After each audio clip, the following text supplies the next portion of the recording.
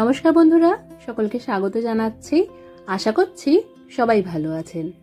আজকে আমি আপনাদের সাথে চিংড়ি মাছের একটি খুবই সহজ ও সুস্বাদু রেসিপি শেয়ার করছি। ঘরে থাকা সামান্য কিছু উপকরণেই এই রান্নাটা তৈরি হয়ে যায়, আর এটা ভাত, পোলাও, ফ্রাইড রাইস সবকিছুর সাথে খেতেই অপূর্ব লাগে। আজকের রেসিপি ভালো লাগলে ভিডিওটাকে লাইক আর শেয়ার করতে ভুলবেন না। এই রান্নাটা করার জন্য আমি এখানে 200 গ্রাম চিংড়ি মাছ ভালো করে ধুয়ে পরিষ্কার করে নিয়ে জল ঝরিয়ে রেখেছি। এবার এটাকে নুন আর হলুদ গুঁড়ো দিয়ে ভালো করে মাখিয়ে 5 মিনিটের জন্য রেস্টে রেখে দিতে হবে। আর চিংড়ি মাছ পরিষ্কার করার সময় পেছনে যেই সুতোটা থাকে, যার মধ্যে ময়লা ভরা থাকে, সেটা কিন্তু অবশ্যই ফেলে দেবেন। এখানে 2টো মাঝারি সাইজের আলুকে এইভাবে ডুমো ডুমো করে কেটে রেখেছি।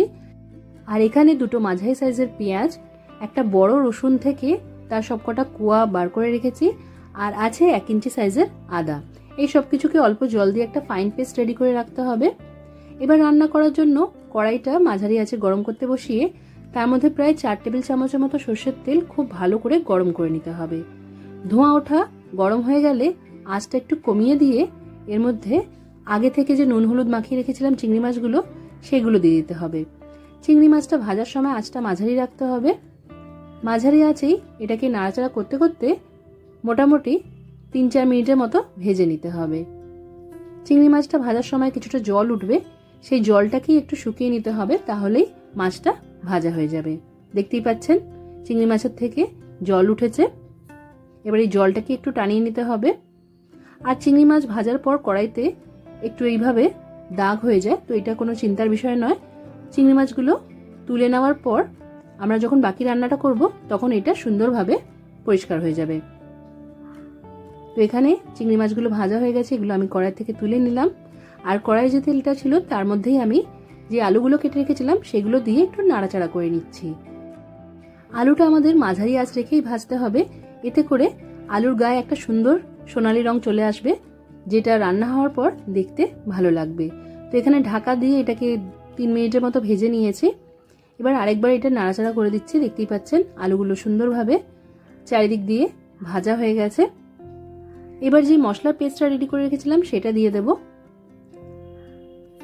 এই পেঁয়াজ, আদা, রসুনের পেস্টটা আমরা মোটামুটি 2 মিনিটের মতো ভেজে নেব, এতে করে এর কাঁচা গন্ধটা চলে যাবে।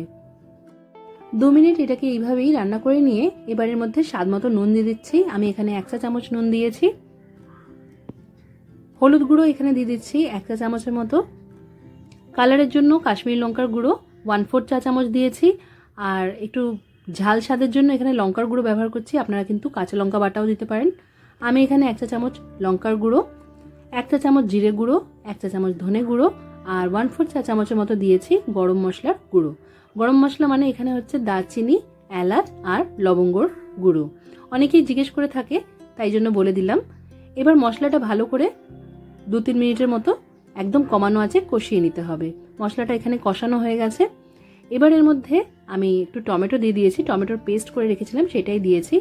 আপনারা টমেটোর পরিবর্তে এখানে ফ্যাটানো টক দইও দিতে পারেন। টমেটোটা দিয়ে কষাতে কষাতেই একটু মশলার বাটি ধোয়া জল দিয়ে দিলাম, যাতে মশলাটা তলায় ধরে না যায়। আর এই রান্নায় মশলাটা যত সুন্দর করে কষানো হবে ততই ভালো হবে গ্রেভির টেক্সচারটা। এবার এটা ঢাকা দিয়ে আমি 2 মিনিটের জন্য কষিয়ে নিলাম। দেখতেই পাচ্ছেন মশলার থেকে সাইডে তেল ছেড়ে দিয়েছে। এই সময় চেক করে নিতে হবে আলুটা ভালো করে সেদ্ধ হয়েছে কিনা। আলুটা ভালোভাবে সেদ্ধ হয়ে গেলে এর মধ্যে আমরা ভেজে রাখা চিংড়ি মাছগুলো দিয়ে আরও 2 মিনিটের মতো রান্না করে নেব। তো আমি এবার ভেজে রাখা চিংড়ি মাছটা দিয়ে দিলাম। স্বাদের জন্য এর মধ্যে 1 চা চামচের মতো চিনি দিতে পারেন, এতে করে সুন্দর করে টেস্টটা ব্যালেন্স হয়ে যাবে। আমি এর মধ্যে আর আলাদা করে চিনি অ্যাড করিনি। আর যদি মনে হয় যে মশলাটা খুব বেশি টেনে গেছে, একটু গ্রেভি রাখার প্রয়োজন আছে, তাহলে ছোট চায়ের কাপের 1 কাপের মতো উষ্ণ জল দিয়ে দেবেন। জলটা দিয়ে ভালো করে মিশিয়ে নিতে হবে। আর 1 মিনিটের মতো হাই ফ্লেমে এটা রান্না করে নিলেই তৈরি আমাদের চিংড়ি আলু কষা। এই রেসিপিটা আপনাদের কেমন লাগলো অবশ্যই করে কমেন্ট করে জানাবেন। আজকের মতো এখানেই শেষ করলাম। সবাই খুব ভালো থাকবেন আর সবাইকে খুব ভালো রাখবেন। ধন্যবাদ।